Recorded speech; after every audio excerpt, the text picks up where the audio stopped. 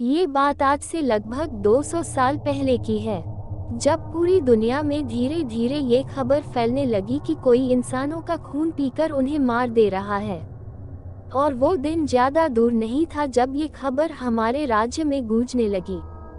लोगों में ये खबर बहुत तेजी से फैलने लगी। प्रेत जैसे डरावने लोग जिनके 2 बड़े दांत हैं वो हमारे राज्य में घुस आए हैं। उनके बारे में ये वहाँ के लोग कहते थे कि वो हवा की तरह तेज हैं। कुछ दिन बाद ही ये बातें सच होती दिखाई देने लगी। दोस्तों, इससे पहले कहानी सुनाओ आपसे हाथ जोड़कर निवेदन है, प्लीज मेरे चैनल को सब्सक्राइब करें। दोस्तों, आपका कुछ नहीं जाएगा अगर आप सब्सक्राइब का बटन दबा देंगे। किसी गरीब भला ही हो जाएगा और आगे भी अच्छी अच्छी कहानियां लाता रहूंगा। प्रजा में खौफ का माहौल। एक दिन एक लड़की अपने घर में सो रही थी, तभी वहां पर प्रेत जैसा दिखने वाला प्राणी उसके घर में घुस गया। उसके बाद वो प्रेत उसको अपनी हवस का शिकार बनाकर उसके गले पर काट लेता है और उसका खून चूसकर उसे मार डालता है। उसके बाद तो जैसे सिलसिला ही इसका शुरू हो गया। आए दिन किसी न किसी आदमी या औरत की लाश मिलती थी। सभी लाशों के गले पर दांत के निशान मिलते थे। तब सभी ने ये प्रेत जैसे दिखने वाले प्राणियों का नाम रक्त पिशाच रखा। ये तो बस रक्त पिशाचों के कहर की शुरुआत थी। पिशाचों के डर से अब रात में लोगों ने बाहर निकलना भी बंद कर दिया था, क्योंकि पिशाच रात को ही बाहर आते थे। पिशाचों को जो लड़की या औरत पसंद आती थी, वो उन्हें अपने हवस का शिकार बनाकर उनका खून पीकर उन्हें मार डालते थे।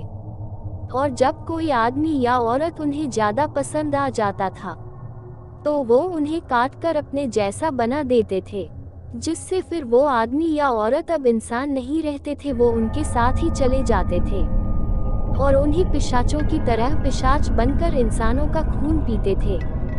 राजा की आज्ञा पर सेनापति ने क्या किया, ये बात हमारे राजा को जैसे ही पता ही चली, उन्होंने इस बात की तहकीकात करने के लिए अपने सिपाहियों को इस बात की सच्चाई पता लगाने के लिए भेज दिया। उन्हीं सिपाहियों के सेनापति, जिनका नाम सत्यप्रकाश सिंह था, वो बहुत बहादुर और निडर थे। उन्होंने राजा की आज्ञा का पालन करते हुए इस बात के तह तक जाने का विचार बना लिया। ये राज्य में अपना भेष बदलकर प्रजा के बीच चले गए और वहां उनको पिशाचों के खौफ का कहर का पता चला। इस बात में सच्चाई है या नहीं ये जानने के लिए 5 सिपाहियों को जंगल में भेज दिया। इन्हें लगा कि कोई शायद खूंखार जानवर हमारे राज्य में घुस आया है। सिपाहियों ने जंगल में क्या देखा, जंगल में चारों तरफ सन्नाटा और अंधेरा था। जब वो 5 सिपाही जंगल में थोड़ी दूर पहुंचते हैं, तो उन्हें किसी इंसान की चीखने की आवाज सुनाई देती है। वो उस आवाज के पीछे दौड़कर जाते हैं और वो देखते हैं कि कोई उस इंसान का खून पी रहा है। ये देखकर वो अपना भला लेकर उसकी तरफ दौड़ते हैं, पर वो अचानक कहीं गायब हो जाता है और वो इंसान मर चुका होता है। ये सिपाही कुछ सोच पाते कि वो क्या बला थी। उससे पहले सबसे पीछे खड़ा उनका सिपाही गायब हो जाता है और थोड़ी देर में इनके ऊपर ही उस सिपाही की लाश गिरती है, जिसके गले में वही काटने का निशान था। ये देखकर चारों सिपाही बहुत डर जाते हैं। वो हर तरफ देखने की कोशिश करते हैं, पर उन्हें कुछ नजर नहीं आता। तभी सामने से बहुत तेजी से एक पिशाच उन पर हमला करता है और एक सिपाही को पकड़कर उसका खून चूसने लगता है।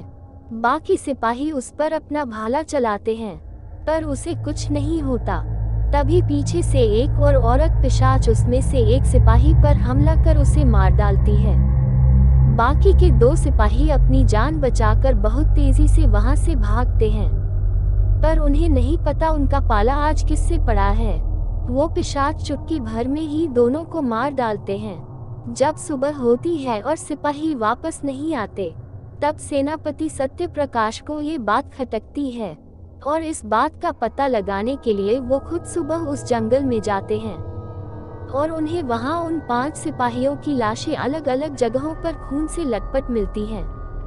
तब सेनापति को लगता है वो पिशाच शायद सच में हैं और वो शायद इसी जंगल में हैं। इसलिए वो वापस जाते हैं और करीब 25 सिपाहियों के साथ वापस जंगल में आते हैं, क्योंकि और सिपाही राजा की आज्ञा पर पूरे राज्य में फैले हुए थे।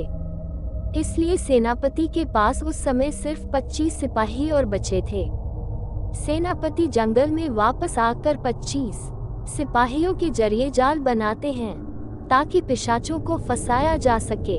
वो घड़ी भी आ जाती है जो सेनापति सहित उन 25 सिपाहियों की जिंदगी और मौत तय करने वाला था। क्या हुआ सेनापति और 25 सिपाहियों का? रात होती है और सारे सिपाही छुपे रहते हैं, पर पिशाचों के आगे एक भी जाल इनका साथ नहीं दिया। पिशाचों ने सिपाहियों के खून को सूंघ लिया था और वो जहां छुपे थे वहां पहुंचकर उन्हें मारने लगे। धीरे धीरे सिपाहियों में भगदड़ मची। तब सेनापति ने उन्हें अपने पास आकर एकजुट होकर पिशाचों से लड़ने को कहा। जब बचे सिपाही सेनापति के पास आकर खड़े हुए तो उनकी गिनती 25 से 13 हो चुकी थी। तभी उन्हें चारों तरफ से अजीब अजीब आवाजें सुनाई देने लगी। उसके बाद एक के बाद एक सिपाहियों को जमीन से पेड़ों पर खींचकर पिशाच ले जाने लगे। सेनापति तब सिपाहियों को पेड़ों से दूर खड़े होने को कहा और कहा वो ऊपर ही है, अपने हथियार तैयार रखो। अब तक सिपाहियों की संख्या 6 हो चुकी थी। तभी 3 पिशाचों ने उन पर सामने से हमला कर दिया।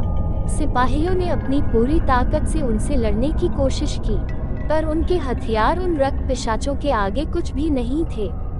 उन पिशाचों ने एक एक करके सेनापति सहित सारे सिपाहियों को खत्म कर दिया।